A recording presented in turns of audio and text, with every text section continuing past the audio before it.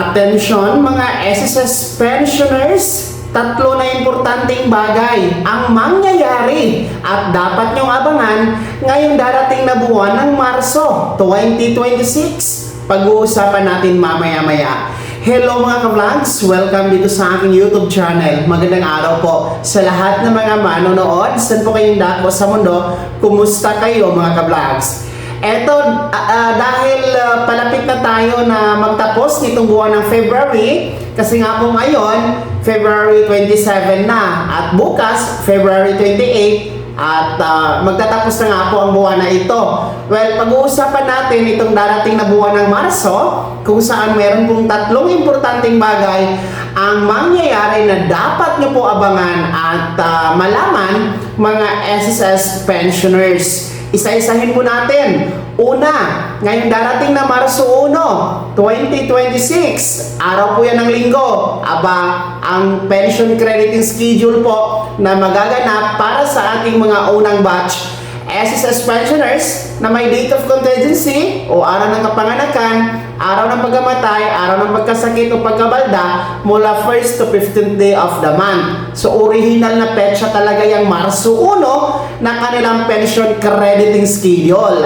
Kaso lang po, yan ay natapat sa araw ng linggo. No? Kung nakikita niyo po sa inyong kalendaryo, Sunday po ang March 1 and hindi talaga pwede mag-credit ang pension kapag weekend, Sabado, Linggo, di ka naman holiday. So, ang mangyayari ay maa-advance ang pension crediting ng mga unang batch. And that will be today, no?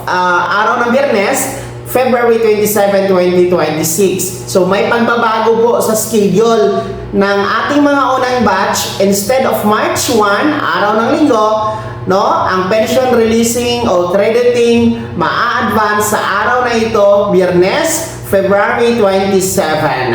Pangalawa po na importanteng bagay na mangyayari ngayong darating na buwan ng Marso 2026 ay ang pension crediting schedule para sa ating mga second batch, no? Mga pangalawang batch SSS pensioners, yung may mga date of contingency o araw ng kapanganakan, araw ng pagkamatay, pagkasakit o pagkabalda mula 16 to last day of the month. Dahil ang inyo pong original na petsa ng pension crediting walang pagbabago. Mananatili po sa Marso 16, no? March 16, 2026. Kung nakikita nyo kasi sa inyong kalendaryo, yan po ay nasa araw ng Lunes. Hindi po yan pula, so ibig sabihin, hindi siya holiday at hindi din po natapat sa weekend. Kaya aasahan talaga ang regular pension crediting para sa ating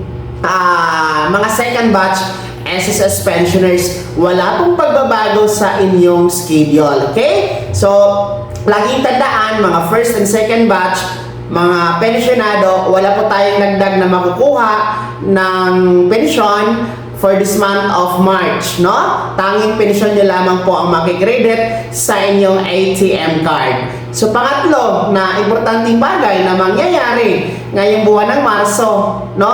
Ito po'y napakahalaga para po ito sa ating mga pensionadong kabilang po sa mga magdiriwang ng birthday nitong paparating na buwan ng Marso. Ano man ang petsa from March 1 hanggang katapusan at ang edad po ay nasa 80 years old pataas, nako po, required kayo. Kayo na naman ang required na mag-comply ng inyong annual confirmation of pensioners or SSS ACOP. Ayon po yan sa circular ni SSS number 2023-013 na nire-required talaga every birth month, no? At 80 years old pataas ang mga pensionado na mag-comply ng kanilang ACOP. So, pagpatak po ng March 1 o March 2, kasi ang March 1 nga, Sunday, pagpatak ng March 2, ngayong darating na Lunes, pwede nyo nang simulan, agahan nyo na ang pag-comply ng Annual Confirmation of Pensioners or SSS ACOP. Huwag nyo nang patagalin, no? Para siguradong hindi makaligtaan.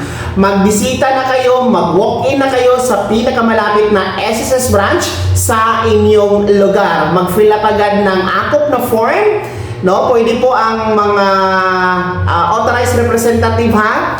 Kung ang isang pensionado ay nakabedridden po, hindi na pwedeng pumunta sa branch ng SSS, pwede po ang authorized representative mag-present lamang po ng authorization letter permado ng pensionado, the SSS ID or UMID ng pensionado, and the valid ID po ng authorized person. So pwede po yon. Yung mga nasa abroad, pwede po tayong mag-comply ng akop through video conference, online lamang. Pero dapat mag-set muna kayo ng online appointment gamit ang inyong My SSS account. So pwede po yon, video conference. So wag niyo talagang kalimutan ang pagpapaakop sa buwan ng Marso, no? Para sa mga birthday celebrant sa buwan na yan at ang edad 80 pataas, para tuloy-tuloy ang pensyon. Kapag kasi hindi kayo nagko-comply ng akop, ay maaari pong putulin ng SSS ang pagtanggap ninyo ng buwan ng pensyon. At talagang ayaw natin ng ganoon dahil alam naman natin na kailangan nyo po ang inyong pensyon, mga ka-vlogs. Okay? So please comply your akop. Agahan nyo, mga SSS pensioners. At yan po ha ang tatlo na importanteng bagay na mangyayari o magaganap ngayong darating na buwan ng Marso 2026. Recap tayo. Una, no? Ang March 1 ay pension crediting schedule sa mga unang batch.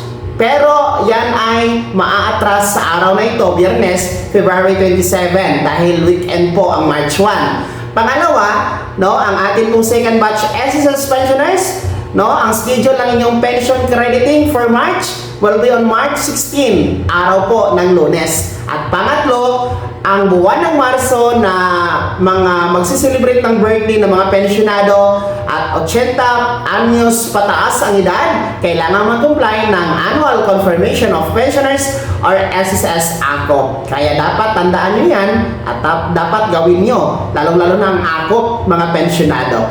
Kaya naman, mga pensionado ng SSS, ang inyong comment at reaction sa balitang ito, ibahagi niyo po sa comment section na nasa baba. Pakilakip ng buong pangalan at kung taga saan kayo. Kung bago ka pa lang sa aking channel o di kaya di ka pa nakasubscribe, i-click niyo muna ang subscribe button na nasa baba. Huwag kalimutan na pindutin ang notification bell, ilagay sa all para una ka sa mga balitang i-upload ko. Maraming salamat po. God bless. Mag-ingat kayo, mga ka-vlogs.